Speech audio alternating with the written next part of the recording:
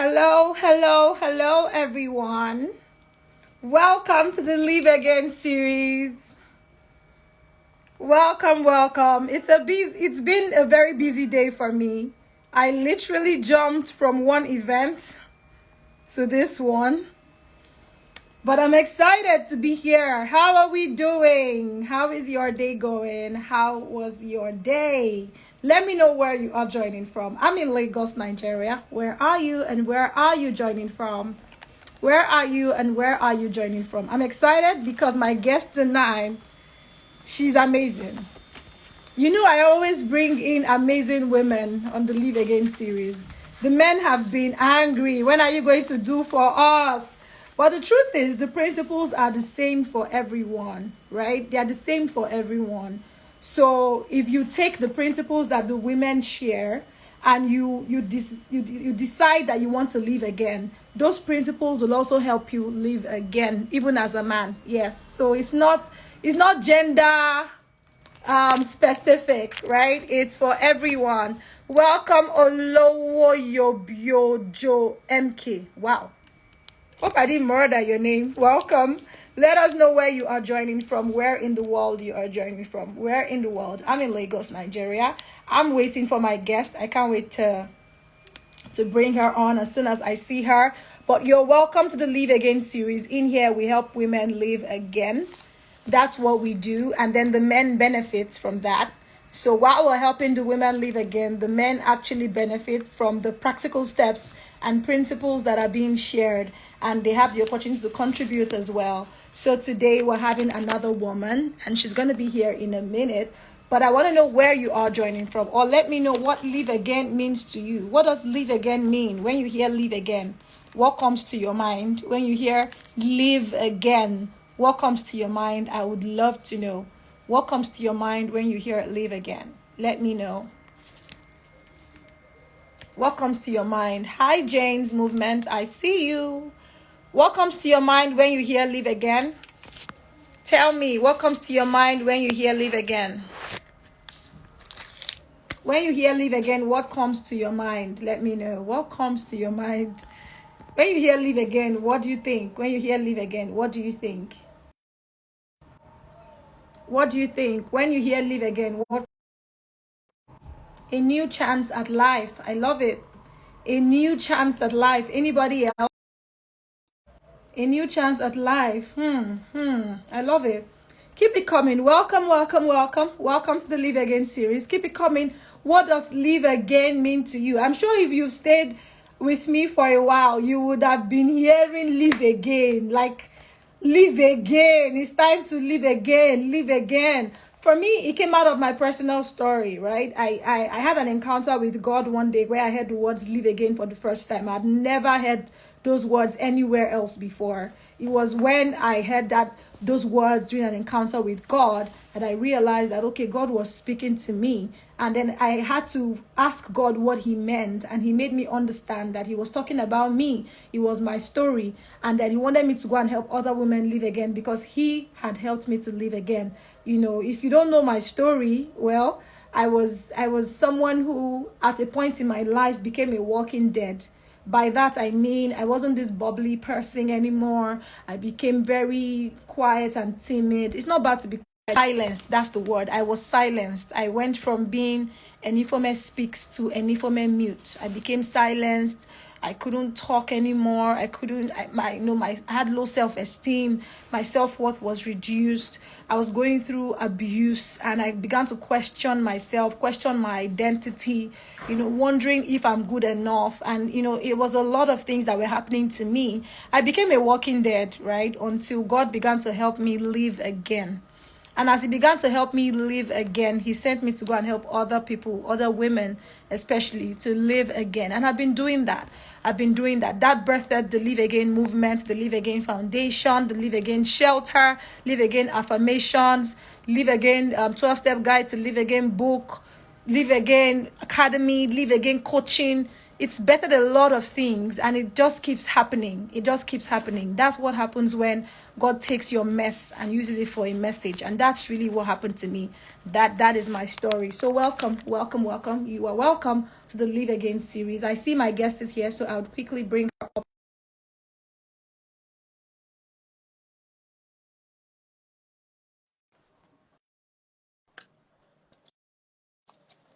Welcome, Fra HH. Welcome. Hi, Anita. I see you. Hi, Sodium. It's been a while. Sodium, is that your real name or is your nickname? Is that your real name or is your nickname? I want to know. Did your parents name you Sodium? I would like to know. And if you say yes, then I will know where you're from immediately. I will know where you're from immediately.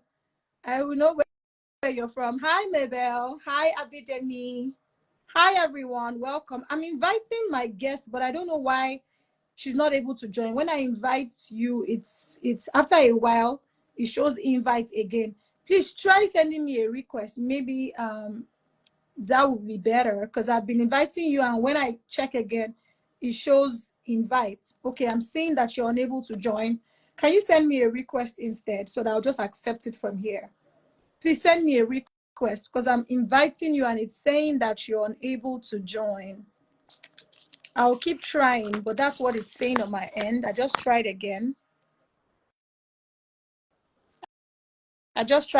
Welcome, everyone. So I'm trying to bring in my guests, but you're welcome. Just let us know what Live Again means to you and where you are joining from. Okay, she's in. Whew, thank God. Thank you, Jesus.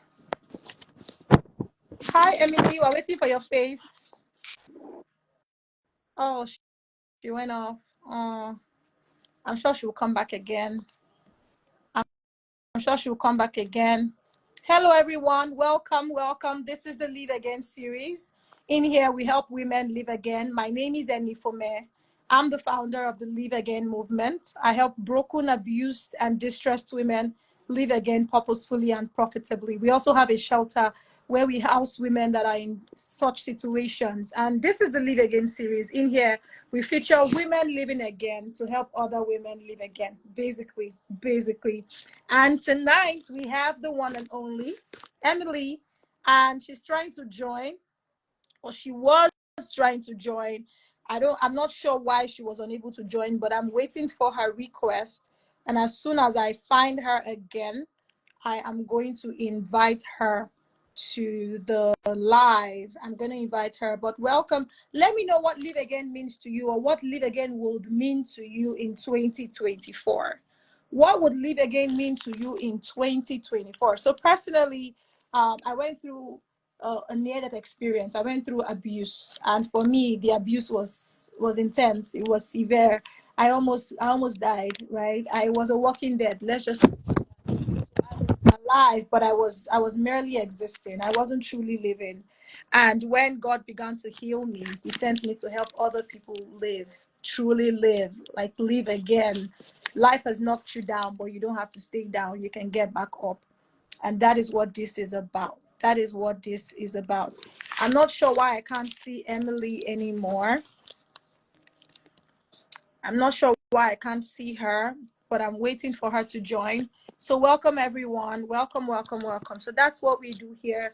We basically help women live again. And these women share their stories, practical steps that they also took to live again. And from there, you can get steps for yourself. It's always inspirational. We've had several people. We're coming to the end of this particular season of the Live Again series, but it's been a lot. Like, I invite you to go through my page and just watch past episodes from different people. We've had Kathy, we've had Reverend Laurie Dahosa, we've had Rebbe Dahosa, we've had a lot of people, right? And just sharing practical steps that they took to live again. Oh, you're still here. Why can't I see? Okay, now I can see you. I've been searching.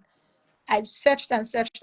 I didn't see you, but now I just saw you now. So I've invited you. So please accept, or just send me a request, because I don't know why it's just returning me back like I didn't even invite you in the first place.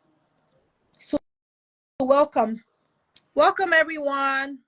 I can't wait for our guests to come on. Like, She was handpicked by God to be here, literally.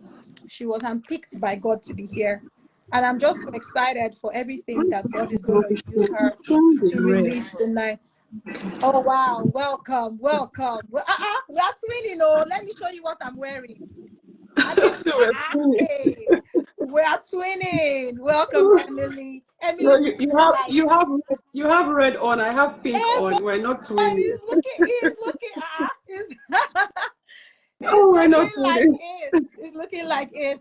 Thank you so How much are for you? coming. Thank you so much for Thank doing you. this with me. Welcome, Thank everyone. you. Welcome, welcome, welcome. This is the Live Again series. You know, when you have Emily Speaks Life and Enifome Speaks, who is a life giver who gives life, and then you come to Live Again series. If there's anything you're going to take today, just know that is life overload that will come upon you tonight, right? No room for Amen. deadness. Amen. It's revival time, it's revival season. And I'm just so excited that we're doing this. Ladies and gentlemen, my name is Enifome, and I'm the founder of the Live Again movement. We help broken, abused, and distressed women live again. We also have a shelter where we house them.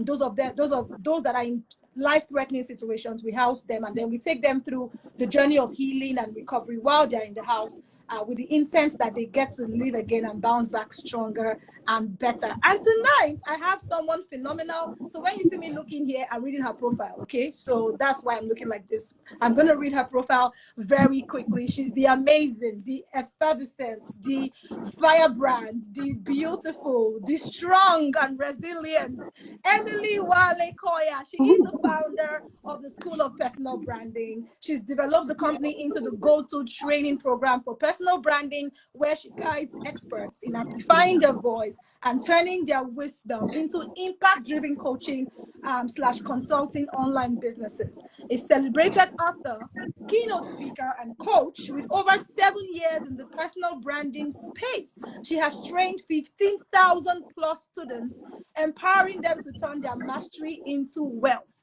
Emily's magnetic voice, which you will hear very soon, makes her a sought-after global speaker at conferences, featured in TV shows and various media outlets worldwide. Her inspiring rise enhances her reputation as a global phenomenon. More than a coach, Emily is a coach to coaches all across the world, and she's a beacon of opulence and inspiration, setting the standard for success in personal branding. And hear this, hold on. She is a devoted wife and mother to 4 children. Her commitment to family and passion for travel enrich her multifaceted persona, blending high-end achievements with cherished family life. Ladies and the few gentlemen in our midst, please make welcome my guest, Emily Wale Koya. Throw the love in the chat, throw the fire emojis in the chat. If you've ever called me a firebrand, right? The woman you're about to hear is a firebrand as well, right? And she's gonna bring the fire. She's gonna just speak life, because that's who she is and who she's called, who God has called her to be, right? And I'm gonna, in fact, Emily, first of all, the reason why you're here, let me tell you. I know I've told you, but let me tell you again. You know, this is the season of revival, and God has been drumming it in my ears. Like, I literally, when drumming in your ears is, Right. my daughters need to wake up, they need to live again. And I saw a vision of women, an army of women. I was dragging. So I have an outreach and planning, but I've been dragging for almost 2 years. Until that vision, I saw a vision of women walking like an army of women. They were wearing suits, looking nice. Women, we know how to make up and wear nice hair and wear good clothes. Right. They were walking like an army, and they were walking like zombies, like this. And so I was like, what is this? Like, it's not like I'm watching a vampire movie, but they're looking like this, but they're well dressed. And what I got from that vision was that many women were walking dead. They looked like they were alive, Right. but they're just Right. walking dead. Many of them are wounded, Mm-hmm. some are sleeping. The Mm-hmm. enemy has sown tares Right. in their wits. Many Right. of them, their Right. mothers slept, their mother's mother slept, their mother's mother slept. Like, they've been in a sleeping generation, and they are still sleeping.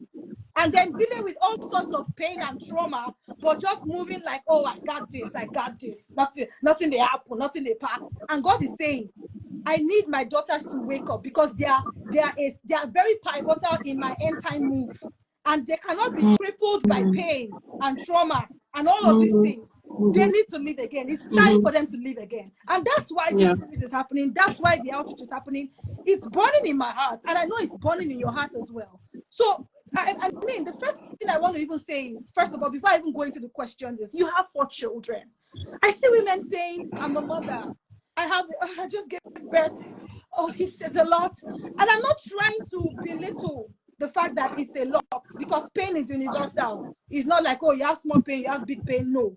I'm just saying, like, you have 4 children. You've invented and reinvented yourself. You've had to do it again and again. And if I ask you now, you are even on a journey of reinvention right now, because it never ends. So, first of all, what does live again mean to you? When you hear live again, and why is it important for a woman to live again? What is at stake? What is at stake? Why is it important for a woman Okay. to live again? Mhm. There's so much at stake, right? Hi, everybody. First of all, thank you for having me here. I am just returning from an event. I had a speaking engagement. I just got back like after Oh, 7 p.m. wow.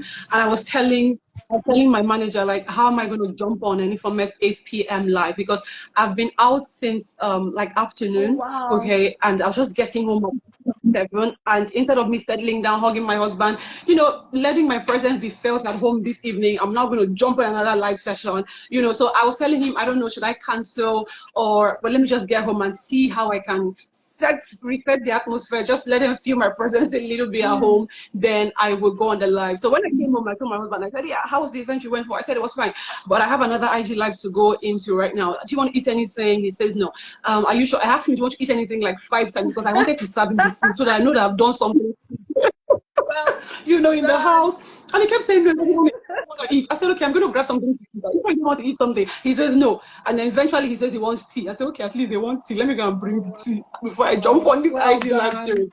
So also, that's why you see my face so shiny, because I didn't even look at the mirror, I know nothing. This is how I came back the from the face is event. paying, oh. The face is giving. The face, even me, Okay, I thank don't you. do Thank makeup you. when I'm on Live Again series, but I had an event. I emceed an Oh, event. Yes, it just finished before okay, the series. That's okay, why okay, I'm looking with blush okay. and all. I just come like that to the Live Oh, I Again see. series. Right. That's it, So it right? makes 2 of us Right. today. Hi, Namdi. Hi. Hi, buddy. How are ya?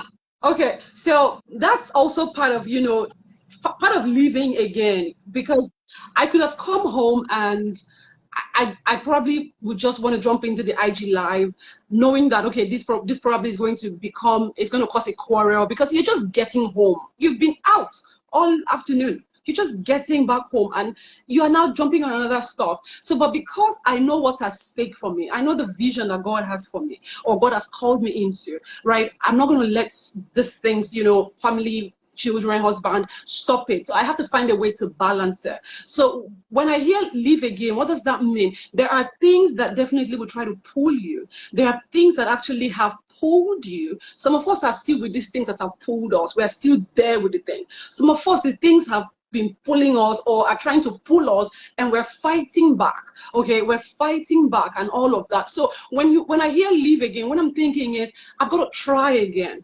When I hear live again, I'm thinking, I've got to give this another push. I've got to really, really stretch myself. I've got to make my journey, or my story, or my voice, or my gift matter.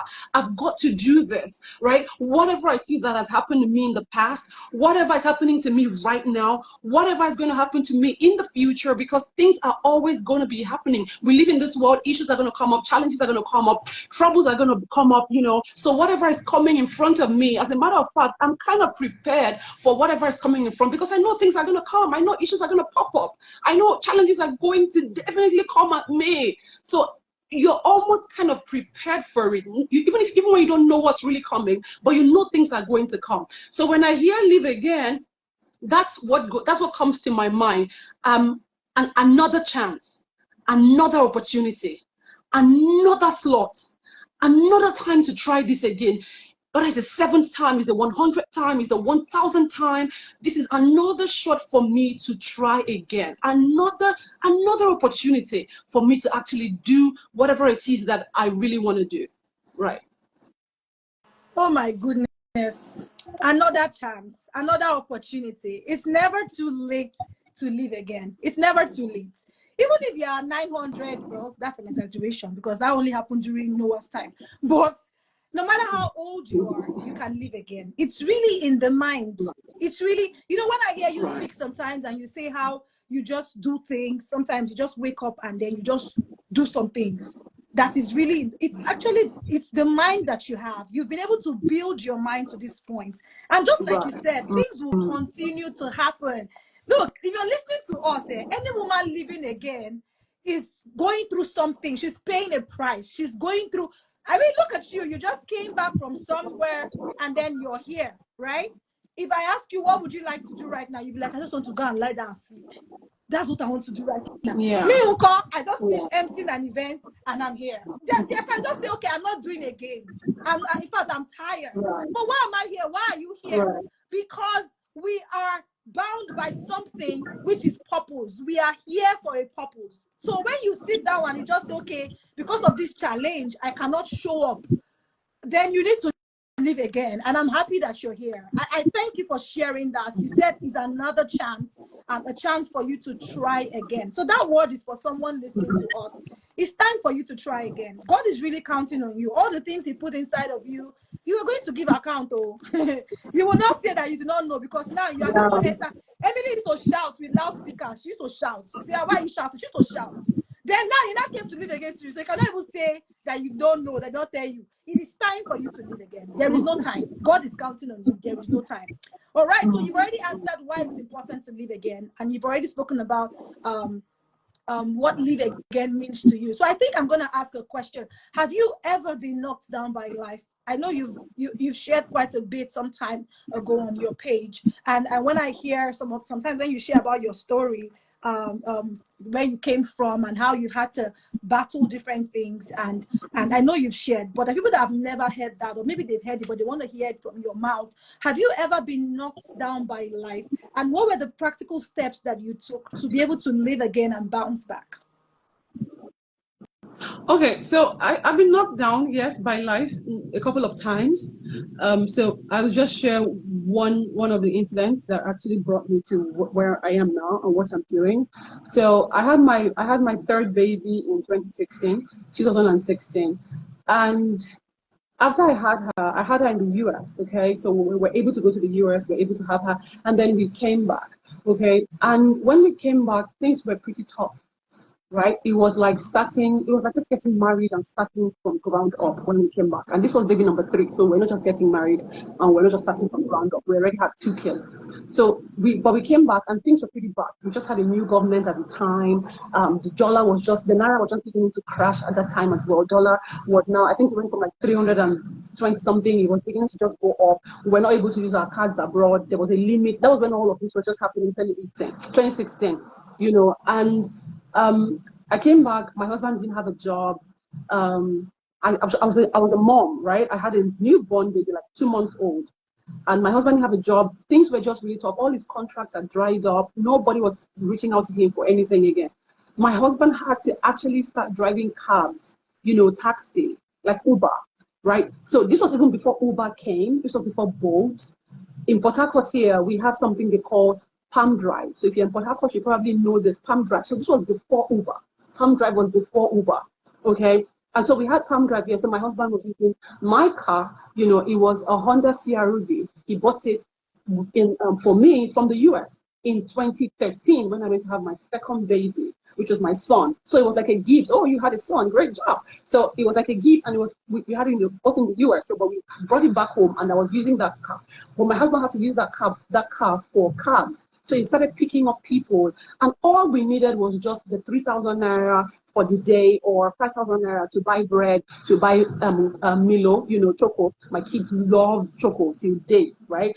So that was what we really needed, just bread and these things, nothing really extra. We're living in a small apartment. Our rent wasn't so crazy high or something. So, but in that space of time, we started to quarrel. We started to resent each other, because there was no money, okay? And it wasn't like you needed all the money in the world, like millions or so. You just needed money to get by. So, but it wasn't coming from his end. I was a new mom. I didn't have a 9 to 5. I didn't have a job prior to this time. I never really had a job. I've always had a job for myself. Like, I've been the job, always had been the job. So I had to find a way. Okay. Sometimes we're not even talking to each other, but we're quarreling. That silence was fighting. The silence was us fighting each other, because I was pissed. He was upset. He was frustrated. He was feeling frustrated. I was like, this man, bring money home. Okay, your mates are doing it. I just have a baby. Don't expect me to go and look for money, with this 2-month-old baby. But in all of that stuff, because I'm such I know who God is. Okay, I love him. I trust him. I let him guide me. I let him teach me. So in all of that thing happening, I still try to be a happy woman. Okay, and then in that space, I got exposed to what digital products were. Okay, and I realized that, okay, I could actually teach what I know. Okay, and people could actually buy my course. People could actually buy my ebook. All right, so that was the practical step that I took. Okay, first of all, I started to rethink, my thoughts, or change my thoughts to think that, hey, I could be supportive. I could bring some money home. I could do something with myself, right? I could actually earn something and not just wait for my husband or something. So what I did next was to now expose myself to digital products. I created my very first course. I made some money from it. I created my first ebook. I made some money from it, and then I just started growing from there. So it was really bad, because my husband is very intelligent. My husband is from, from his family. They're quite well educated, grounded. I came from a different family. Like, my family, not very, we're not very. We didn't have. My husband came from a family where the parents knew the kind of course you were going to study in school. I saw myself through university, so I shouldn't have even gone to university. My parents wasn't listing on their mind university. My parents were just they're going to take care of me to secondary school, and that was it. So university, I had to sort it out myself, okay? But my husband came from a home where you have to go to university. We are sending you to university. We're going to fill your form with you together. We're going to do this together, So, and then when this happened to him, life hit him so bad, and he also couldn't even understand, like, why is life treating me this way? So it was really difficult for him. And then it was difficult for me as well, because irrespective of the fact that I came from a Jaga Jaga, I'm saying Jaga Jaga, I grew up in Lagos, so I know all these words. Even if I came from a Jaga Jaga family, right? I also I've always been a very prim and proper person, maybe from the things I've been exposed to. I watch a lot of CNN, I watch a lot of BBC, right from time. I lived with an aunt, they came from England, they had all their kids in America, so they had all their kids in England, so I lived with her, and I picked a lot of things. I learned a lot from living with her, etiquette. I learned so much from her. So I think all of that kind of shaped me and makes me look like I grew up in GRA or something. I didn't grow up in anything close to GRA. I grew up in Ajegule. I grew up in the barracks. So when this thing happened, I think the barracks in me came alive, right? The crate, I the love were it. in me came alive, right? So all my prim and proper, I can't keep a fly. I'm like an egg. That was how people knew me around, But when push came to shove, the barracks in me, because I had barracks in me, I had Chris in me. He was there. In the barracks, you have to fight your way through. Every day there's a fight. Every day somebody's beating somebody. It's either they're beating you or you're beating them. Every day you're exposed to something happening in the barracks. You're fetching water from the well. So I've been exposed to these things. This was my life. But even at that, I was naturally a very quiet. But when push came to shove, like I said, I had to bring that Mary out, that bring that Chris out to, make life happen for me. I love it. Right. I love it. So I'm hearing you very well. The barracks part I can't resist. So I grew up in Navy barracks, and I know there's this place where I grew up. My father was a naval officer. Although our quarters everybody was on their own, just living their own thing, officers and all of that. But I remember that my younger brother was born in Navy Medical Center, Malu Road, and I know that, yeah. So I know Yeah, Madu Road. That was where That was where we lived, kind of close to Malu Road. Yeah. Yeah, Agbo Malu. So when you say the Yeah, that's bird where in we lived. me came alive, I have an idea. Why Right. other people are not afraid of anything? I don't. What are you afraid of? When people say, "Oh, the police is coming," I'm like, "Police what?" Right. But I was police. Mm, But our parents used to tell mm, police to sit down on the ground. So I don't know what is police. Those things don't move me, you know. But when life knocks you down, you tend to be a bit timid, and then you tend to begin to question yourself. But when it gets to the point, and I like mm. when you said this, I want to stay here a bit. The Bible says that as soon as you're tired and restless, it's not me, it's not Emily, it's not your mother, your father, it's you that will lift the yoke Yeah. off your neck. Many times I feel like people are not tired and restless Right. enough. That's why Right. your coach is trying Mm, to push you and, mm, motivating mm. you, as she has done Yeah. everything, all the Yeah. 5 laws of Yeah. everything. You are Yeah. still there, Yeah. and then you Yeah. now be blaming it Yeah. on the Yeah. coach that is the thing did not work. Mm, No, you're not tired and mm. restless enough. You are still Yeah. comfortable Yeah. merely existing because you don't know what is at stake, Right. that you're just existing. Right. And I want to say something to someone listening to me. When you don't live again, there are lives connected to you that will never, they may never ever become, because you refuse to become. You know, when I read your profile today, I know when you started School of Personal Branding, and you wrote here that you have trained 15,000 students. So if you did not live again, where would these 15,000 people be? No, that's what's just on my mind right now. Where would they be? So, in as much as you feel like life is not life in, there is more to you than what is going Yeah. on right now. It's just that you can't see it. Yeah. That doesn't mean that what is happening to you Right. now is the end of your life. There is a lot more Yeah. about your life. I Yeah. just like Yeah. when you said the craze in you Right. came out, because I feel Yeah. like everybody has, even though you don't grow up in the barracks, there is a barrack in you. Right, right. Yeah. Yeah, that's true. So because sometimes people ask me like what's the number one key for success that that I would advise people to have, or that I think people should have. And I always tell them it's hunger. I would say hunger. You have got to do. There are quite a number of keys. There are quite a number of things that you really have to know and do. But I really believe that when you get so Yes. hungry, when you become so hungry, when you become so really, really, really like hungry, I've got to make life count for me. I've got to really, really make life happen for me. I've got to, by all means, I'm going to go against all odds, and I'm going to get this Yes. thing done. I'm going to achieve so much success that is going to impact the generations that are coming after me. So that's hunger. So until somebody gets really, really hungry, no matter what the coach is saying, no matter what the pastor is saying, no matter what this person is saying, no matter what anybody is saying, no matter what you expose yourself to, you're not going to take the steps that you're supposed to take until you become so hungry, you become logically audaciously crazy mad hunger.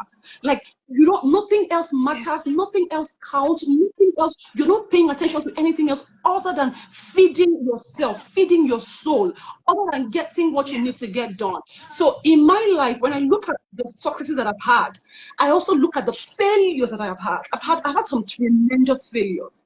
I've had some tremendous failure. In 2020, 2021, I had my baby. Life just happened. I wasn't supposed to have that baby. I was supposed to just have 3 kids. And then I had my fourth baby. It felt like, why am I having a child now? I'm almost 40. What am I going to be doing? 4 children. I don't want. So that happened. For some people, it could be walk in the park for them. You want 4 kids, you want 5 kids, but not me. So my life is different from your life. Your life is different from my life. And all of the things I would have done in the hospital, on the hospital bed, and I knew that was coming. That was what was going to happen. There's some noise, right? Yeah, it looks like the background noise. I don't know if it's. Are you using? I can't see an AirPod with you, so I'm wondering where it's coming from. No, I'm not. Okay, but it's not bad. It's not bad. It's not terrible. It's just like a wounds. Okay. Yeah. Okay, so basically what I was trying to say was the hunger, whatever it is that we pick from this today, for me, it would be that you really put yourself in a place or in a position where you become hungry. You become hungry. It has to happen.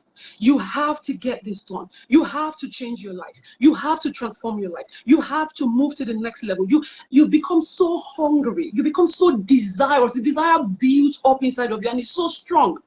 It's so strong that nothing else matters. Because when you become so hungry, you become self-motivated. You don't need an outside push. You don't need an external push. You are pushed all by yourself because you're hungry. You're not sleeping. You're not waiting for anybody to say something before you move. You will move. You're not counting failures. You're not checking whether I'm dotting the I's or I'm crossing the T's. You are just moving. The I's will dot themselves, the T's will cross themselves. That is what you believe. You've got to just get this thing done. Whatever happens along the way, in the process, you fail, great. You don't fail, great. No problem. But I'm not going to be encumbered with whether I'm going to fail, I'm not going to fail. All I want to do is to get to the finish line. That's where my focus is. The process, let God sort it out. The how, let God sort. I'm going to get to the finish line. So that's what I really think we because no matter what we say, some people are going to finish here and they're going to jump to the next life. Some people are going to jump to another IG life. Some people are going to take a course, they take a second course, take a third course, take a fourth course, get this coach, get that coach, get this. Getting all those things are very, very, very, very important. But at the end of the day, are you applying? Are you that hungry? Are you applying? Are you able to apply the things that you're picking from here and there? Are you hungry enough that you want to? Why are you even taking the course in the first place? What are you doing this for? Why are you doing that master's program? Is it because A is doing it or B is doing it, or you Exactly. really What need it? is It's part driving of your you? life strategy. Yeah, what's driving you? So we have to really pay attention to these things as in our quest for success. Mm, Some people are really, really mm, comfortable. Some people are really, really, really comfortable. Some people are. And comfort is actually a thief. Comfort is actually a thief. I'm not saying you shouldn't live in the big house or all of that. I'm saying comfortable in terms of your hunger, your growth. Comfortable in terms of I think I've arrived. I think I don't want anything else. I think I'm okay here. That's what I'm talking about. Not the AC in the house or the big house or mansion. That's not the kind of comfort I'm talking about. You need that. I'm talking about comfort of your mind, comfort of your thinking. You're just relaxed. You're just there. You don't get past a certain thought level. You're just always there. You're never going to be able to be successful or create success, when you're that comfortable. So you need to become very hungry, like crazily mm. hungry. I've got to want more for my life. I've got to want so much more for my life. I've got to want so much more than my parents gave to me. My daddy, my mom, they didn't go to secondary school. My parents stopped at school starts, primary schools, primary school. So their own responsibility or job was to see me through secondary school and stop there. But I wasn't going to stop in secondary school. I was not going to stop in secondary school because I, my auntie that I was living with, her children were going to university. So even if she wasn't going to take care of me or pay my way in university, I could do it. I had to find a way to go to university. I had to find a way to get to university. I wrote jump 4 times. 4 times before I finally passed. Before I finally passed the jump. Just to get to the university, to do what my parents could not do, to go beyond where my parents stopped. I couldn't stop where they stopped. It wouldn't have been good enough. It wouldn't have been good enough. So in my family right now, my sister, I'm the only one who's doing what I'm doing. I'm the only one who is in this online space doing what I'm doing. I have no business here. My business should not be here. My business should not be here. My business, I used to be very pretty. So my business should be with men in different hotels all over the world. That's supposed to be my life spark Based on where you from the grew. way I Yeah, grew up. exactly. Yes, that would have Yeah, been the path that I would have been yeah. on. This hotel, that hotel, this man, that man. I would have been that useless. Oh my You know. goodness. Okay, let But me you stop there. chose. It's, oh gosh. There's a fire bubbling inside of me right now, and that fire, I recognize it. You said something. I said I've got to go beyond where my parents stopped. I've got to want more than my parents gave to me. I listened to Oprah speak one day, and she said she was very angry with her mother, and then one time she thought about it, that her mother gave her all she knew how to give her. Her mother gave her if what her mother gave her might have been little, but it was all the mother had to give. Mm-hmm. Like you Right. can't give Right. beyond what you have. So thinking about it and Right. saying I want to do more for my children is not even enough. That is like the Right. starting point. Right. There are steps you need to take. Mm. And there are things that can make you hungry. I believe that if you were not in that environment with your aunt, you may not have been as hungry as you became. So this is for someone listening to us. If you Mm-hmm. want to live again, Mm-hmm. sometimes deliberately take yourself out of your current environment and put yourself in an Yeah. environment of that you desire, or the kind of life that you desire. Yours may be Right. that you don't even have an Right. aunt. Right. Go to the best hotel in that area, sit in the reception and have a cup of Right. tea. If you don't even have money to buy tea, just Right. sit down there and let the AC be blowing you. By the time AC blows you 3 times, you'll Mhm. be hungry. Because you will go back to the sweat and you'll be like, Yeah. I don't want sweat. I don't want sweat. Your body will be resisting poverty. I'm not joking. I'm not even joking. Like, so, You're yes, right. you may not have You're right. had it by nature, but there is nurture. There is the part where you can now say, okay, like DDK Right. always says something. She says, Right. I may not have come from a wealthy lineage, but a wealthy lineage will come out of me. That is Will the come kind of from me. resolution Yeah. that you make that generates hunger from the inside. Nobody will tell you to go and look Yeah. for something to do. And as you spoke, what came to me is that you're a pattern breaker. When you said nobody in your house or in fact, in Right. your generation is doing what you're doing, you are a pattern breaker. And so it's no wonder if you are a pattern breaker and you face challenges. You know why? Because you are the first person in your lineage You, that is doing it. yeah, because you really, thank you so much, Jennifer. Like you really, we have to really yearn for Yes. more. Everybody here, I'm begging you, like, I'm begging you, you have to yearn for more. Put yourself in a position or in a place where you yearn for more. You yearn to live again. I run into some people. I was speaking at the Nigerian Bar Association Women's Forum Conference in Lagos, I think 2 weeks ago, and I met, they picked me up from the airport, and they picked other lawyers up because they're lawyers. So one of the ladies that was behind me, I was their guest speaker. So when we're going to, at some point she asked me, we're going to the hotel, my hotel room, and she asked me, are you a lawyer? Because she was behind me and they were gisting a lot about law. And I said, no, I'm not a speaker. And then one of her colleagues tapped and said, she's one of our speakers. And she said, oh, and you're just enjoying all our lodges. I laughed. And then we got to the venue. She was one of the panelists, right? There were different panels. So when she was speaking during her panel session, it then dawned on me that, oh, I know her. I know this girl. Oh my God. We were neighbors in my auntie's house. I lived with an aunt, okay? And we were neighbors. Now, when I lived in my aunt, we were known as the house girls on that street. My older sister and I. Let me be Wow. vulnerable with us now. We were known as the house girls on that street, okay?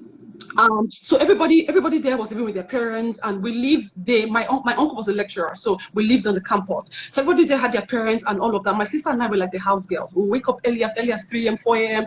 We will cook, we will do this. My aunt was a caterer as well, And then, long story short, when she got off stage and the event ended, I called her out, and I was like, hi, I just realized that I know you. And she said yes. She was also trying to remember, and I told her, your sister, she's a twin. I told your sister's name is this. She said yes, and then she mentioned my older sister's name, and I was like, yeah. She said, well, Emily's not the name I know you as now, and I mentioned the name she knows me as, Kala Mama, and she said yes. Oh my God. Long story cut short, I should not be one of the speakers at a law conference. I should not even be able to come close to this girl or to this lady or woman because I was the house girl. They knew us as the house help.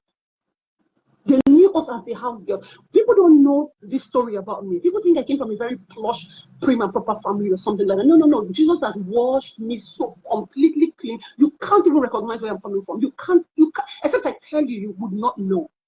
You would not know. So now I'm speaking, and she was really shocked. She was really, really shocked. I see people a lot that tell me they watch my videos online, and they're always like, is this not Emily? I don't understand. How is she speaking all this grammar? Is this not Emily that we know? How is she looking like this? How is she talking about dollars Oh, up and down? It's not the wow. same thing. Wow. Now, But some of us could know these things about ourselves, and it could cause us to even hide because we don't want people to say, Shame. it's Emily, we know Shame. where you're coming Shame. from. Not me. You don't know where I'm coming from. Mm. You don't know where I'm coming from. Ooh. It's not me. Wherever you think I'm coming from is in my past. Where I am now and where I'm going are the two most important things. Where I'm coming from is just a story I'm going to tell you to inspire you. That's all about where I'm coming from. Any other thing about where I'm coming from is bullshit. The only thing in where I'm coming from is the story that I will use to inspire the world. Any other thing is BS. Is where I am now and where I'm headed. These are the two most important things. Hi. Again, it goes back to being very hungry, very hungry. In such a way that when you share your story, people will not be able to relate the story and Exactly. you. Ay, They won't be able adebo to relate. shadebra da kabaya. Whoosha. Oh my goodness, you just made me remember something that one of the guests of the Live Again series shared. We had Reb Idahosa, Ronti Ade Benton Idahosa as one of our guests. And she said something very profound. She said, when Jesus told the guy with the mats, arise, take up your mat and walk, the guy didn't leave the mats behind. She said the guy took the mats and went with him because the mat is your story, is what people see and say, but that is the guy with the mat. Ha. But the difference is that now he's with the mat, but God has changed his story, but he's with the mat. Because you don't throw away your mat. Your mat is there. But when they check you, so that you can show it as proof, this is the mat. Ha. This is the Emily. Yes, it is still me. But I have become who God has called me to be. Hi. That was so powerful because you chose to live again. You spoke on the same stage that somebody who was, oh my goodness. So we used to look at them as we knew they were going to we knew they were going to go to university. We knew they were going to get anything they wanted in life because they had their parents. Things were just fine for them. But we, my sister and I, that wasn't our story. We were barely even going to secondary school. We were barely going to secondary school. Went to a public school. So this is when people went to private school. They went to the school on campus. The university school and all of that. So we didn't really see that we could do that as well. Okay, because we were not at par with them at the time, we're not at par with that. But once I began to put myself in places and in positions where I could create a superior experience for my life. I could actually tap into a superior power, for my life. I started to make better Oh, decisions. wow. I started to make better decisions. I started to think bigger, bigger. And when we think about some of these things, the people that are using on campus, like honestly, between you and I don't even remember these things. They only come up when I'm talking like this. I don't remember. I don't remember them again. All I know now is where Jesus is carrying me to. That's all. Any other thing I can't remember. My focus is so based on what Jesus is reading through me and with me that I hardly remember. I have to really consciously go back to remembering some things. Honestly, I have to go back to. I can't remember. My mind is so full with what's in front of me That's the that I power of cannot remember. vision. My mind is so occupied with what's in front, what's ahead What's for ahead? me, that I can't even remember. I have to consciously, maybe somebody shares their story, then I'll now remember Wow. my own. Honestly, if not, Wow. I don't remember anything. See, this I can't rush this particular part because this is the crux of see, if you want to live again, you can't rise above the past without a glimpse of your future. It's not possible. You would keep going back to your past. There has to be a picture of your future that you see. It's what people call vision. But one thing that was the game changer for me, and I see that and I hear that as you speak, is seeing yourself the way God sees you. It's a game changer. Like it changes everything. When you begin to see yourself beyond the confines of your background or your current situation, and then you begin to catch a picture of who God says you are, it changes everything.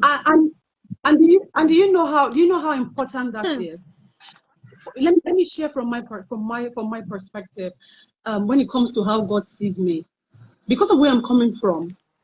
people see me the way they see me based on where I'm coming from. Some people can see them in a different light. Maybe their parents are billionaires, or like they had everything they needed to have. So people would see them with that eye. I had really nothing.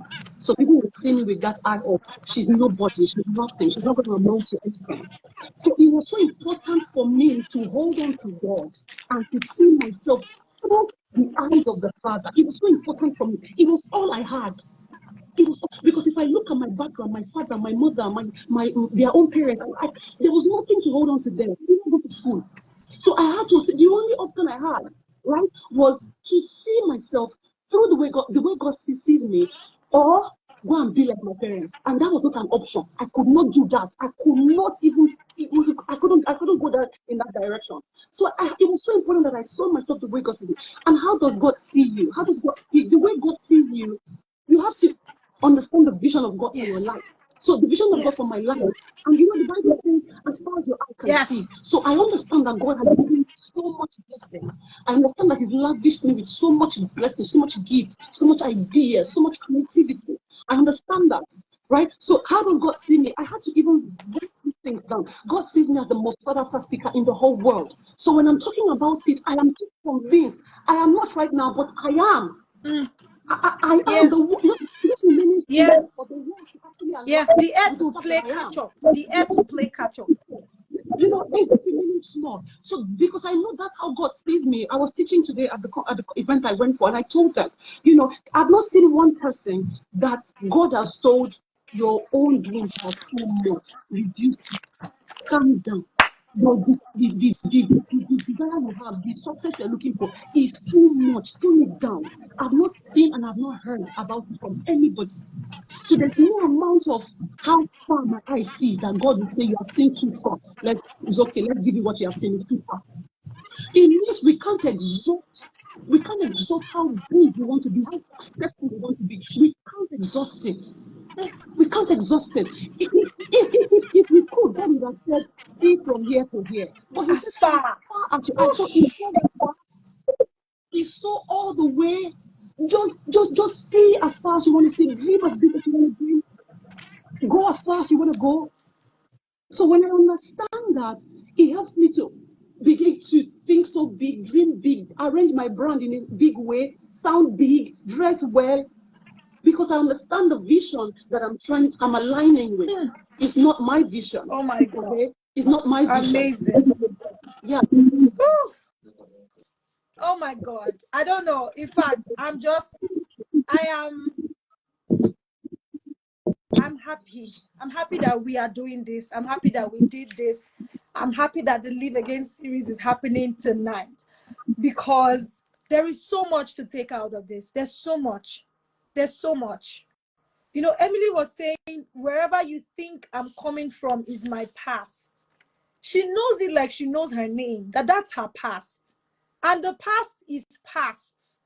Some of us are still in 1993. Something happened to you in 1993, and that's where your mind is. You've not moved past that. And I don't blame you for what happened to you. But life is 10% what happens to you and 90% how you respond to it. You have a right to respond in a different way. But you also need to catch a vision of yourself. And that cannot happen when you're not intimate with God. Many times we just want to do, run away, cross the I's, dot cross the T's, dot the I's, clear this goal, clear that goal. We're on emergency mode. We keep going. But how much time do we really give to sitting down, to be still with God, to hear from God? When I started Live Again, I was sharing it earlier. I was in an intimate encounter with God, and I heard Live Again. I had never heard those words before. I didn't even know that Live Again was speaking about my story. I didn't know. What if I was not intimate with God?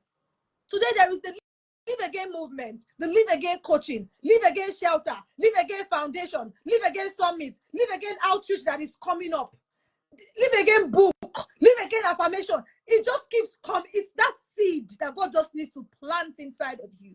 That vision of yourself, that vision of who he made you to be, who He called you to be, irrespective of what has happened to you. You can live again, but you need that picture of the future. I can't see your face, so I'm just assuming that you're trying to sort it out. So that's why I'm talking. So is that picture of your future?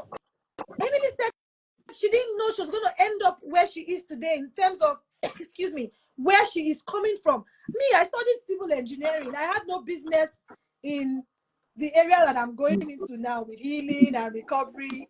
We all wanted to work in an oil company. All of the guests that came last week, her name is Zino. We were in the same school in Uniben, chemical engineering civil. Our dream was to work in oil company. So, so there's a path that you want.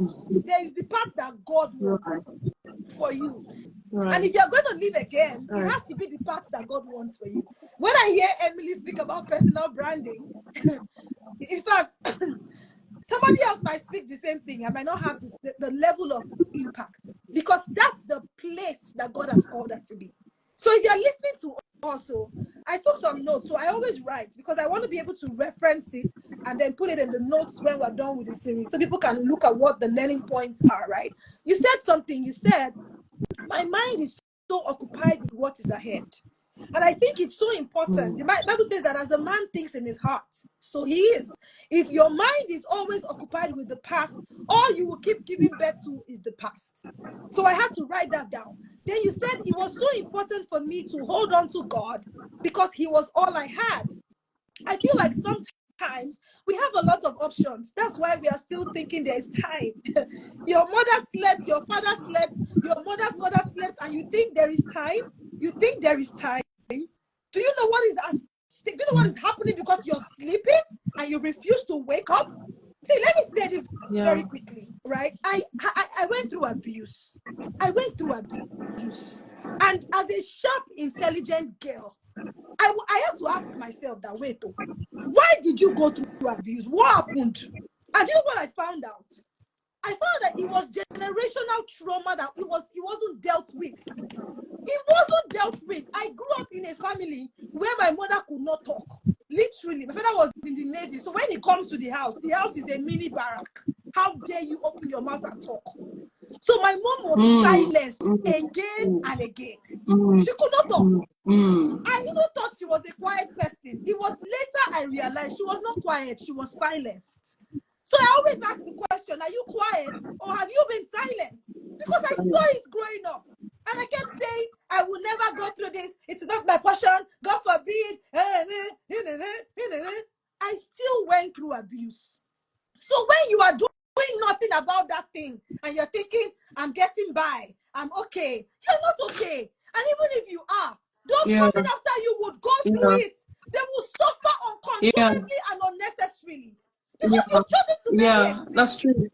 It is time for you to live again. That's I don't true. know how to, like, sometimes I feel like shouting, carrying microphone to be shouting this thing because I had no business going through what I went through. And I have vowed that no woman coming after me, as long as I have the power, and my daughters will not go through it. But I'm not just sitting down saying it. I am doing something about it. So please, this is a call. No matter how small. Yeah. If you're listening to us, please, this is a call. Pause and think.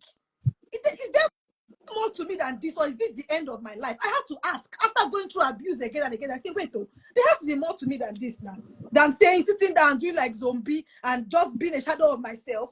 There has to be more. And that's where the answer started to come from. So question yourself. Question what you have called normal. Question it. Is this thing normal? Or is it only me? Right.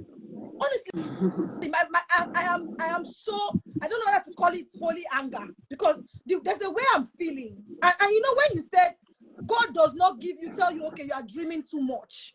When I started this, I'm having an outreach coming up, and I told you I stalled for 2 years. It's huge.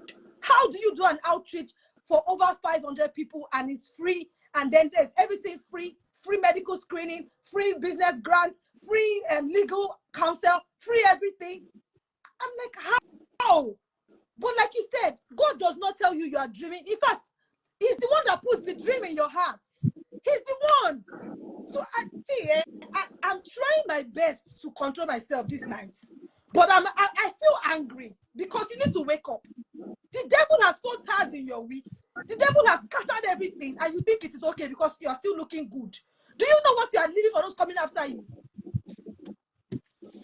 Let me just go to the next question, because honestly, I am not. There's a way when I think about the fact that I almost died, sis. I almost died in the abuse I went through. I slept on the balcony. In my father's house, I did not sleep on the balcony, but I slept on the balcony when I was going through abuse. I was almost dying. In fact, I was a walking dead. And my destiny would have just gone like that. Like, Yeah. I would Yeah. not be doing what I'm doing today if I had Yeah. died in that abuse. Yeah. What if my mother said Yeah. no to my father and she said, you can't do this to me? We had a woman in our shelter that has 3 kids. And this man will insult her. You are stupid, you are foolish, you are mad in front of these 3 girls. And she has girls. Mm. And I said to her, you think you are Mm. staying because of the children? You are Yeah. killing them. Yeah, the same. I have similar. My story is about the same thing. My dad was in the customs, and that was my parents used to fight. So if I when I first got married initially, I remember any little quarrel, I would tell my husband, I will leave this marriage.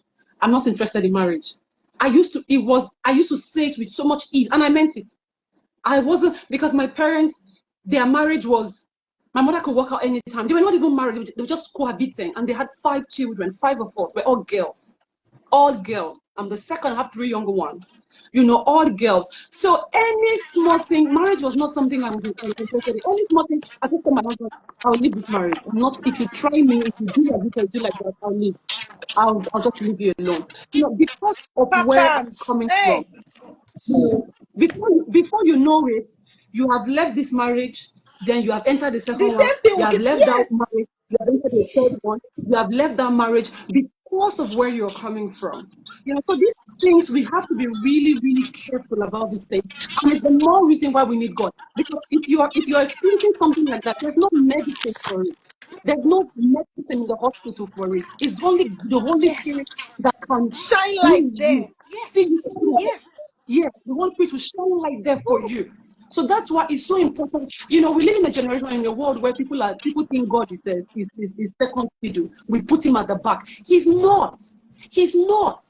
He's still number one. He's still number one, because there are things that only him can do for you. There's a level of healing that only him can Yes. heal you. Yes. Only him. Only him. No matter what people say over and over and over, you're never going to get healed. You're never going to get it, except you get the touch and the hand of God upon your life. Upon your life. So we really, really, really have to be like Anipome, she has said, and I'm sure a lot of us have stories. A lot of us have similar experiences. A lot of us have stories of our own, where we're coming from and all of that. And truly, listen, when I said I am so preoccupied with my vision, I'm so occupied, I am so focused on what's in front, what's ahead, that the thing at the back does not disturb me. I don't remember the things of old. It's only the things in front. It's only the things that are ahead that I put my attention. I've gotten so good at that you will hardly, scarcely, rarely, never find me in Mm. petty situations. You will rarely find me in such places. You will rarely find me quarreling, exchanging words with another woman. You can never find me. If there's a quarrel here, I'm not involved. I'm looking to solve it, because my vision is so I've not reached. I've not even scratched it. So being here is a waste of my time. Even getting to this quarrel is a waste of my time. Absolute waste of my time. So you want to waste my time. You will rarely see me quarrel with a cabman that is driving that drove wrongly, or another car. Hardly. There are I, even I some never places bring you will myself never there. even go because I am you have a I'm focus. telling you, I'm so occupied. Yeah. Yes, I'm so focused at what's in front of me, that all those other things are just like I can say sorry even when you say I'm wrong. I don't even care. Just let me go. Let me just go, please. I have better things I want to do with my life. It changes everything. I have better things I want to You do. see, It if there's does. anything you It have does. heard from what we've said is, I think one of the things that have stood out and that have been coming and coming and coming is you anchoring yourself in God and allowing God take you to where he wants you to go, and then seeing yourself the way he sees you and taking conscious effort towards that picture that you have Right. seen. Conscious effort, Conscious. right? Yeah. Because a lot of us have been going to church. Yes. You know, a lot of us have been going to church. Yes. A lot of us we were born in church. We've been in church. Yes. We've served in church. We are still in church. So a lot of us have been going to church, and Yes. our lives have not changed. Our lives are even the opposite of the church that we're Mm, going to, opposite of the light that mm, we are hearing and the light that we mm. carry within. You know, so it's one thing to go to church is another thing to apply yourself to God's word. That's where my Yes. life really Yes. changed. That's applying myself. Yes. That's applying myself to God's word. So I hear Application of something from knowledge. church. I hear a word from God, and I feel it's something I can use in my life right now, in my business right now. I go back and I apply it. When the Bible says that the nations come to your light, to your rising, I'm thinking, what does it mean for nations to come to my light? I'm light, number one. That's good. But I have to shine. For me to shine, I have to put myself somewhere on the hill. I have Yes. to put myself where they're going to see me. Not under So a this is where bushel. Mm. yeah, this is where my content comes to play. My personal brand comes to play. So I put it out here on social media. I put content out here on social media. I am done with that. I can't make videos. I'm shy. Ah. I'm not shy. I'm not shy. I'm making the video. I'm making the video anyway because I understand The the essence. assignment, you Yeah. know, The from importance. God for my life. Mm. So I'm going to learn how to make videos. I'm going to put myself out there. I'm going to learn the video on the job. I'm going to make the first video and I'm going to put it out. I'll make the second one the next day. I'll make the third one the other day. And in 365 days, you know, in a year, I should have made 300 videos plus. Mm. You know, and I'm not going to be able to say anymore that I'm scared of videos. I'm shy. All of us, videos came and met us here. You know, so why can't we put videos out? Why can't we use podcasts? Why can't we break? Like I said, I am not supposed to be here doing this, speaking all this fun drama, looking so fine. Oh, thank God I'm fine. I'm not supposed to be here doing all these things. This is not how my life should go. Mm. You know, by man's standard. By man's standard, this is not how my life should go. You know, so a lot of us need to come out Honestly.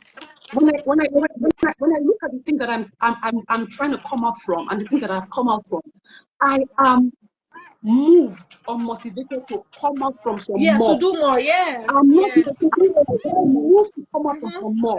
You know, I'm not you know, like going back. I want to do some more. I want to pull myself. I want to yank myself out. I want to create new Mm. records for myself. I want to create new records for myself. I want to create new environment, new experiences for myself and for my Mm. family. You know, so I'm more moved to create those things and to go forward and to break ground, you know, new ground, than being held back to do the little things that I'm supposed to be doing, that people think I'm supposed to be doing because of where I'm coming from. Oh wow. You know. Honestly, yeah. If you've ever wondered where does Emily get her drive from, or you've seen me, I call myself, I say I'm fire, and you wonder where am I getting fire from, or you wonder why is Emily speaking like this with so much fire. The truth of the matter is that there is something burning inside. That thing is the thing that is driving us. There's nothing you can tell me as a person because I know what I have seen. And like Emily said, the thing is big. So by the time you realize that I'm Yeah. not even scratched, you'll not be sleeping. Only you would advise yourself. Anything you have slept for 3 hours today, get up. They tell myself the truth. Nobody they tell me. If I look mirror, I say, for me, you are losing weight. Oh, go and take. You need this body to do fulfill purpose. I will be the one to rest. Nobody should be pursuing you up and down. Oh, hey God. At the end of Right, the day, right, you have to live again. Don't look at people that are living again and say right. they don't understand. No, we are going through our own. But the truth is that Yeah, the fulfillment that comes from living again, it keeps us going. Sincerely, you don't. It keeps us going. So this is an invitation to you. Listen to me, dear woman, dear man that is privileged to be here. It is time for you to live again. Your generation is counting on you. right, Tomorrow you will be called right. an ancestor. What would your grandchildren, your great grandchildren, your children say about you? Would they say that you truly lived, or would they say that you merely existed? Well, the choice is up to you. Emily, we're going to wrap up quickly now. I have a question for you, and I saw someone ask a question that is similar. I wanted to gloss over it, but I said no, I would ask because you see, people have wrong notions of resilience. And as a resilience coach myself, I get asked a lot of questions around is it okay to cry?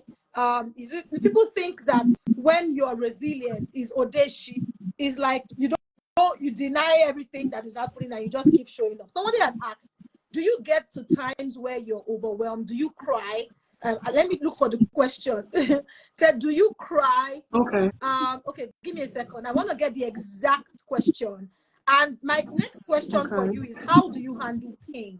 But when I saw that question, I said, okay, this shows that I cannot even gloss over this question, because it's easy to think that, oh, people that are strong, they don't feel pain, or they don't cry. So can you share that? I'm still checking. I'm not even sure. Okay, yeah, I've seen it. Do you have moments you cry because you feel overwhelmed? And so I'm marrying that with, how do you handle pain? What are the things that you do that somebody that is listening can learn from in that regard? Okay. So yes, I cry. I do cry. And I think Yeah, that's very normal. There are times when therapeutic, my bathroom has actually. become such a solace place for me, like so sacred. So I go to my bathroom, I can sit on the floor in my bathroom, and my husband will be in the bedroom thinking maybe I'm using the toilet or something. He doesn't know I'm on the floor. Like I'm crying. Mm. So he's not gonna. I know he's not gonna come in there for a while because probably I'm using the place, but I'm not using the place for anything other than I'm sitting on the floor and I'm crying. So about whether I cry or not, I do cry. There are times when I feel overwhelmed. There are times when I feel like I am not getting ahead as fast as I should. There are times when I feel like I'm putting in so much effort, I'm doing so much. There are times when I feel like, why are my parents so much doing this? Why do I have to? Which kind of wahala be all this one, sir? What's all of this? So I do really cry. Probably I'm going to cry tomorrow. Who knows? Mm. It's normal. It's normal to feel that Yeah, way. It's it is. normal. So what do I do when I feel that way? What do I do when I feel pained? What do I do when I feel like I've hurt myself, or I'm not getting ahead as fast as I should? What do I do? So the first thing for me, and this is something that some of you will say, oh, I knew you were going to say that. But I'm going to say something. I talk to God. Mhm. I talk to God. I'm sitting on my bathroom floor and I'm crying. I'm like, Lord, why am I going through all of this? Why is it not working like this? Why is it not working like that way?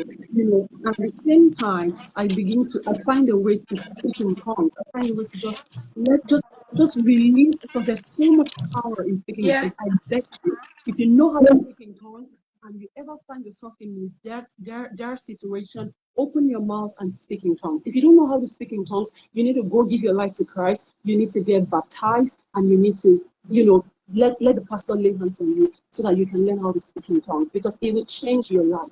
I'm telling you, there are lots of times that I've just opened my mouth to speak in tongues. The release, the lightness you feel is not something you can get in the hospital. It's not something you can get anywhere else. It's not something you can get from a drink, from alcohol or something. It's only God that can give you that. Now the second thing that I do that is practical. I see the vision that is in front of me, because the vision in front of me is bigger than me. It's bigger than I am. My vision is big. It's that vision that yanks me out of bed every day. It's the vision that's making me think, okay, new week is coming. What am I posting tomorrow? It's the vision that gets me to show up on social media even when I don't feel like. I have 4 children. It's a lot. I have a husband. It's a lot. I'm married. Very much married. It's a lot. It's a lot. That sometimes I'm asking myself, why did I marry? Who sent me inside this journey now? Which kind of wahala is this? There are times when I ask myself that, like I would have been better off Mm. single. I'd have been better off single. I'm telling you guys the truth. This is my truth. I tell myself that I would have been better off single. What's all of this? Your time is no longer your own. This is no longer your own. You're thinking for your children. You're thinking about the husband. You're trying to do this. So sometimes I feel like, oh my God, I would have been better off. I would have been able to take my dreams faster if I didn't have all these 4 children all over the house, in my house, like this, following me up and down. So I do break down sometimes, but like I said, I talk to God. Okay, I speak in tongues. I It's the speak in emphasis for me. can't. I'm telling you, it has gone for me. Speaking in tongues has gone beyond prayer to Yeah. warfare. Tool is a tool for me. Yeah. I use it and I use it Yeah. well. I use it well. Tool. I use it very well. Number three, I go back to my Vision. vision. I look at the vision. I know it's bigger than I am, and that God is working through me. He's working in me. He's For working with you me. So as all well. this going through, all of them is for Yes. me to break that down. All of this is for me to become a better leader. When we learn to be better leaders, we will do better. Mm. We want to be better leaders, leaders of ourselves first before others. When you learn to lead Self-governance. yourself first, you will know how to lead others. What does it mean to lead yourself? It means you get up and show Yeah. up when you need Be to show true up. to yourself. Tell yourself the truth. You will show up. You are the leader. You must get yourself up, no matter how you feel, no matter how drowsy this is, whatever you are, you're going to get this thing done. So in all of that process, because there are people who are feeling that same way, but they are sleeping. But you are feeling this way and you get up. So that's you leading That's the yourself. You're difference. becoming a better leader. Yes, it's different. You're becoming a Yeah. better leader. So we need to understand that. Have a vision that is bigger than you are. Have a world vision. We just finished the 5-day brand challenge, business of my brand challenge, and that was challenge number 1, day 1. Have a world vision. Don't live for only yourself, you and Yeah. yourself. Don't do that. Have a vision that is global. Have a vision that is global. Listen, even if you don't go global, let the mind of going global be in you. Let your mind be able to capture that you can go global and that you are now building according to that go global. That one is Yeah. the next.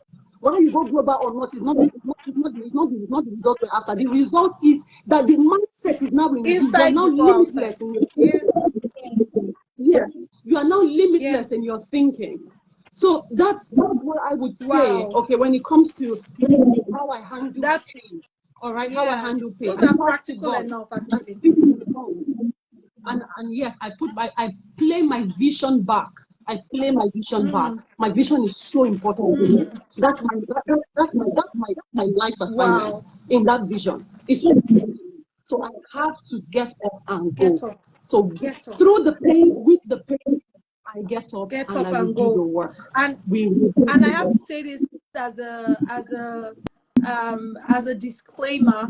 What she means, get up and go through the pain, with the pain and everything. She doesn't mean that she denies the pain. She already mentioned that she goes to cry. She has a place where she sits down and she cries, because one of the reasons that people don't live Mhm. again is that they deny the pain. They don't accept that pain and they numb it. So they just keep Okay. going and they numb it somewhere. But like I said about my own mother and my own life that I went through, I think what happened was my parents were numbing their pain, but that didn't stop the pain from entering Mm, me, from being transferred to mm, me and making me mm, attract an mm. abuser that made me to tolerate abuse just like she did.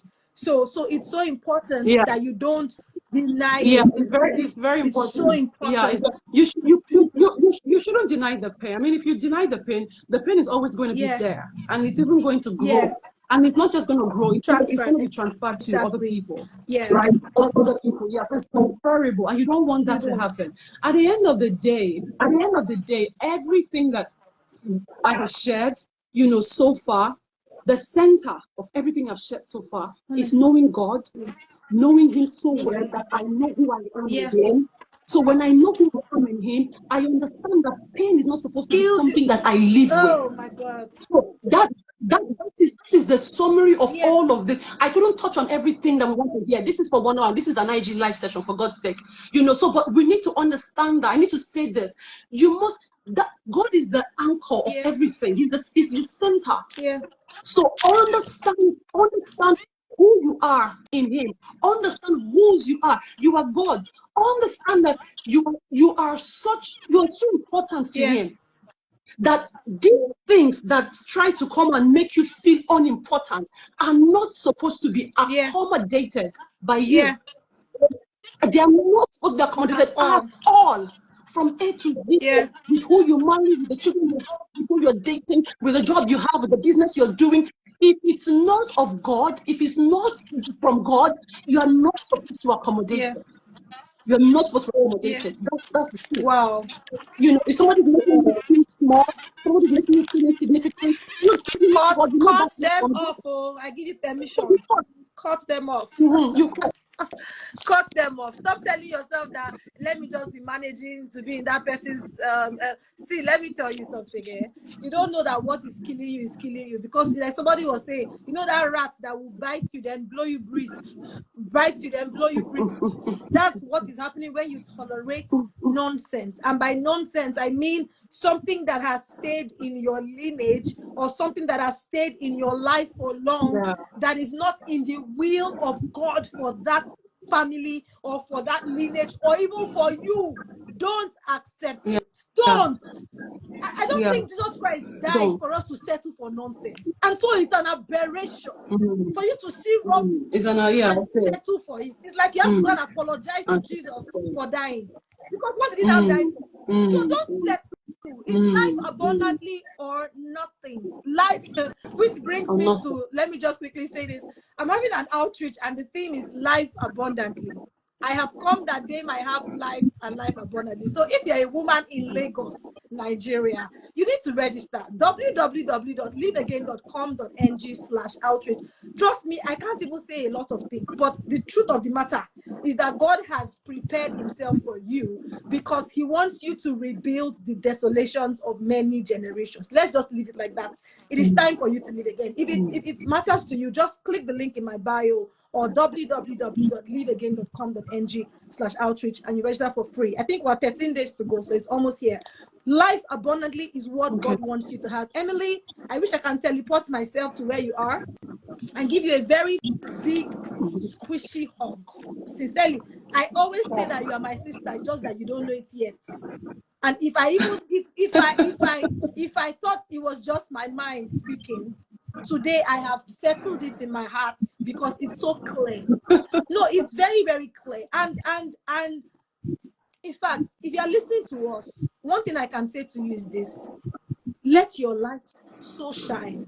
Ah, Yeah. let your light so shine. You are I remember when I was going through abuse. I remember when I wanted to go and pray with the women in my ministry as a den. Do you know that the devil was telling me that I can't have a ministry because of what happened to me? As at that time, 2018, I almost canceled the prayer meeting. Do you know why?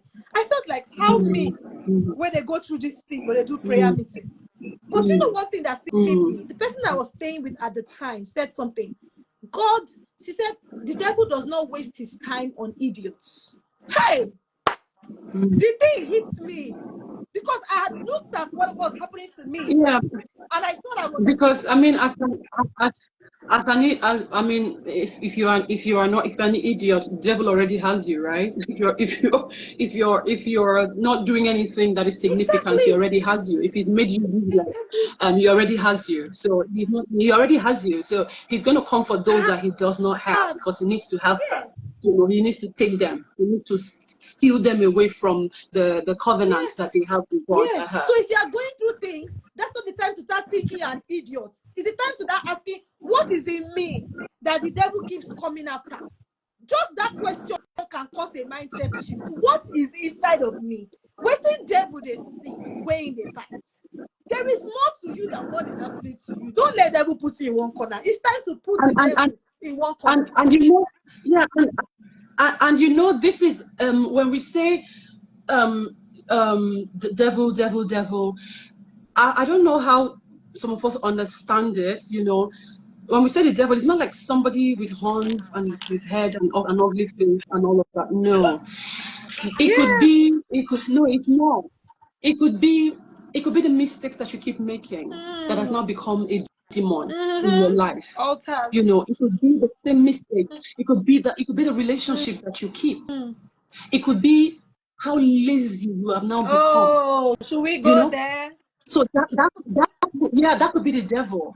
It could be It could how be the lazy you have excuses become. you A tell whole year yourself. ago, it could be the excuses you tell yourself.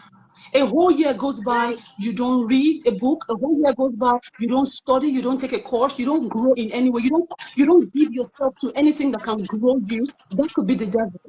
So it may not be the devil that we're thinking is a spiritual devil or Exactly. devil. No, no, no, no, no. The devil is all these things that you have mentioned and more. So we really have to pay attention to these things so that we're Conscious. not, for example, Sensitive. I have someone when anything happens to her, she just thinks it's the devil. She thinks it's her family, her father's juju that is Village people. breaking. She thinks it's all these things. A lot of times the things we tell ourselves and the things we expose ourselves to are the devils. I, for one, I, for one, the way my mind works is pretty different. Pretty different. Seriously, I may not be able to explain it, and I don't know who can explain it for me, but maybe because I've gotten so focused on the things that are important to me and left the things that are not Yeah. important. The devil does not follow me. Yeah. He does not follow me. Yes. I'm sorry to say, but because this is not normal, maybe, but this is the truth for Yeah. me. The devil does not follow me. I'm sure he's preparing something bigger, a bigger temptation. But if it's all these other toy ones, he does not bring them my way because he knows that I You know understand. his tricks. I have let that. Yeah. I know his tricks. Yes, I know his tricks. I know his tricks. So please, you're watching this right now. Look around your life. What are the devils that are around you? Is it the excuses? Is it your laziness? Is it your way of thinking? Is it your mindset? Is it your Your thoughts? beliefs. What are the things that are, what is it? Don't leave your mother and your father. Sometimes leave them out of it. Leave your village people Hey. alone. Look at your own self. You might be the weapon fashioned Yes. against your own self. So Yes. leave your village alone. Oh. Leave, just leave them alone. Look at your own life and tell yourself the Wow. truth. The hard truth. If you can't tell yourself the truth, look for a That would. mentor, someone that you listen to that will Yes. tell you the truth without sentiment. Yes. Without sentiment, because trust me, to a large extent, sometimes Now we it's they tell not the ourselves. village Yes. people. Now. Yeah. It's internal forces Yeah. that are against you. Your own forces Yeah. are you. The devil cannot do Are you you. without So you. let's be The clear. devil cannot. The devil What you needs say? your permission to do you. That's the truth. He needs your cooperation. My pastor always says something that. So Just like God needs your permission. Just like God needs your yeah, it's the permission. same thing. That's how the devil He needs needs your your permission. permission. He Yes. needs you. Yes. My pastor always says, so I attend Dominion City, Pastor David Obueli, and he always says that any prayer that leaves 100% responsibility for God is an irresponsible prayer. A lot of times, that's where we are. We're waiting for, God has given us garden. We're waiting for him to come and till the bush for us. It's not gonna work Come like that. on. He put you in charge. He said, have dominion, be fruitful. Life happened to you, so you began to think that you're nothing. But we have come to remind you today that life happened to you doesn't mean that you're nothing. You can live again. It is time for you Yeah. to live again. And it's Leave not again. anything outside. It's really the inner work. When Emily is speaking about her mind, Right. she has done the inner work, and it's not a past tense thing. It's a Yeah. The inner continuous work. thing. Be ye transformed by the renewing, not the renewed or the renewing of your mind. So I think we have been able to do justice to this Live Again series. It's been back to back, light upon light and knowledge. And if you can sit down, someone was asking, would this be saved? I don't know how we can do it, but I'll leave it on my page. So I'll put it on my stories so you can share on your stories. You can go back and listen to it. But the truth of the matter is this.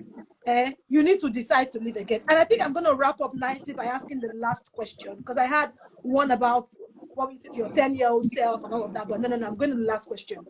What would you say, like you said, somebody will still live here and go for another course and go on another life, which is the truth. It is the truth. What would you say to a woman who has been listening to us? She's fired up as usual, but she's still finding it difficult to live again because she knows where she's coming from. I mean, you shared your story of where you are coming from Ajegunle, from not having the right reference or a picture to actually look at before God now took you to your aunt, which helped you, and that was enough for you to start thinking out of the ordinary. But for someone who is still in that Ajegule, for example, right? Or she's in a situation where her husband is abusing her currently, or she's in a situation where she's living with her aunt, but in her own aunt's case, maybe they are not even giving her food and everything is messy, or maybe she's even in a situation where she has lost money, her business is doomed, or she just had a baby and she's questioning a lot of things and feeling like she not join. What would you say to that woman that is still struggling to truly live and is finding it Okay. difficult to truly live and is merely existing and has heard us, but is like, how? What will be your last words to that woman? So, number one, get close to success. Okay? Proximity to success. What this means is put yourself in rooms that have people, similar women or people that are like yourself who are doing what you want to do. Put yourself in such rooms. Expose yourself to such people. All right? Get into such rooms or environments with those kind of people so that they can keep you motivated. Okay, so that when you see their successes, you hear about what they're doing, they share some of their successes, you would continue to stay motivated. So that would be the first thing that I would say to you, and that doesn't cost much. All right, so what I used to listen to them, what I used to attend live sessions like this, it's fine. What I used to attend events, physical events, network, hear these people talk, because a lot of them have stories and they might share stories that's like your story. So you know that, okay, you too can come out of this. So that would be the first thing that I say to you. The second thing, I had three things. I was just going to write them down when you were speaking so that I don't lose them. But I think I've lost them. So the second thing I would say would be, I had a second thing, then a third thing. So what is the third one I want to say now, because I've lost the second one. So the third thing that I would say would be that you should take action. Okay? Take your first step or take your next step. No matter how small or teeny tiny this step is, take that step. Whether it's to set up your Instagram account, take it. Whether it's to create your brand identity, your brand visuals, take it. Whether it's to go live on your page, in the next 24 hours or tomorrow, take it. Whatever it is that you can take that next tiny, teeny step.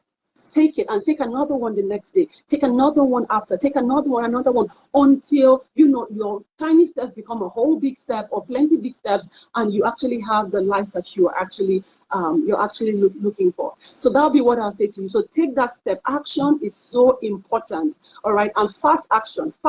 So if there's something you need to do tomorrow or within the next 24 hours, please take the step. Do it. No matter whether you feel like it or you don't feel like it, do it. Take that step. Take that step. Take it. Take it. Take Take it. it. Take it. Wow. Take that step. Take that step. Whether you understand it, is fully fleshed out, or it's just skeletal, take that step. Don't be encumbered with, I'm going to fail. It's not going to work. This is going to happen. They're going to laugh at me. Take the step for God's sake.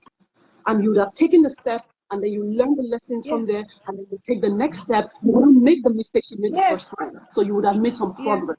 Okay, you would have made some progress. Yeah. So the first thing, get in close proximity with success. Okay, people that look like what you are doing, but they're already doing it. Okay, get close to them. Be in their space. Get close to them. Number two, I don't remember number two, but number three, take that actionable step. Take that step. Do it afraid. Do it now. Do Do it. it. Do Okay? it. Do it. Do it. There is something God is putting in your heart now to do. Do it. Time time is Do it. ticking. Time is ticking. You are here for a reason, and it's time for you to live again. That's why you're alive, because there is something. There is something that God has placed inside of Right. you. You, Thank you, you so much, right. Emily. You all know one. You all know one Yeah. an apology. You all know one an Yeah. explanation. When it comes to your divine assignment, you all know body Yeah. shit. Just go ahead and do this thing. It's between you and God. And once you've sorted out with God, trust me, God is Yeah. going to sort out with every other Yeah. person. Your job here, focus on your Yeah. assignment. Focus on your assignment. All right. Focus on your Focus. assignment. I'm not saying go and cause problems or become. I'm not saying that. That's not what I'm saying. Okay, because we have to try to balance this thing. Some people are going to hear this now, and maybe they're going to say, "My husband is not supporting me, so I'm going to go home and wait for him in his state." You have to learn No, how to that's not balance what. everything. So we're not here to cause trouble. We're not here to scatter anything. we're just here to ensure, okay, praise or try to ensure Oh that God. you can live here on earth Yeah, okay, in the right, most right possible way yeah, and strategy. yeah. Not about And perfect. that's one thing about the Holy Spirit. Like there was a time when he gave me an assignment and it was about my family, right? And he said, you have attention. That's not what I sent you to do. Did you ask me for strategy? And when I came back and he gave me very simple, he said influence. I'm like, hey. So the Holy Spirit knows the strategy that you will use. So still go back and ask him that, please, Yeah, how will I do this thing? Because if he does yeah, not tell you yeah, how, yeah, it will tire you, you know. So yes, don't go and do the yeah. one that you will now go and do what God did not send you to do, but just stay in line with God. I mean, this has been awesome. This Right. has been amazing, and I'm not even surprised. I expected it, and I thank God that God just took over this live session, and it has been back to back, light upon light. If you missed it, you just have to go back to the replay because a lot has been said. I think what I'm going to say before I leave is this: for every time you take a step, you grow. And if you want to grow in 2024, please go back and take that step. If you want to live again, go and take that step. It's a lot we have said. Emily has been on fire, right? And there's a lot she has poured out tonight. It's not for you to listen to it and just keep it. It's for you to apply it. What can I do with what I've learned today? What do I start doing now? What do I stop doing now? What can I do less of and what can I do more of? And what is the thing I must do now, now, now? What is at stake and where can I start? Mm, It might mm, be that you're signing up for mm. her challenge or her coaching or buying that her. In fact, there's one ebook even shared recently that is free, safe. You know, it might even be that ebook that she shared, but just start and sit down It's with not it. the ebook is not free. It's not free. It's not Oh, it free has again. Yeah, no, there it was a has a time we price on shared it it now. free, but it has now gone away from free. But what I mean is, even if it's Right. just binging on everything that you're seeing from her page, for I example, just say and yeah, yeah, understand. that Yeah. you can learn. Just start from there. And I'm also inviting you for the Lead Again outreach is free. So click link in my bio and register. God bless you, Emily. Thank you. Thank you, When I'm in everybody. Port Thank Harcourt next, you. Thank I know you. that one day we're going definitely. It's not in Port Harcourt next. We are going to go. We're this thing like mine, so we're going to meet very soon. I know that one. Thank you so much for doing this All with right. me. I All love you right. so much. Please Thank appreciate you. your Thank you husband for and your having me. Love you children. too. We kept you for 1 hour plus. Tell them thank you and God bless you. Let me release you to go and All join them. right. Thank you so No much. problem. Thank you, Wow. everybody. Bye Thank you bye. everyone for joining. It has been amazing. There's nothing left to say. It is time to live again, and we're out. It is time to live again. Join me at the Live Again series, www.liveagain.com.ng/outreach, Lagos, Nigeria, Ikeja to be precise. 13 days from now. It's going to be amazing. I can't wait to see you. Bye. The replay is going to be on my page, so you can watch the replay on my page. God bless you. Bye.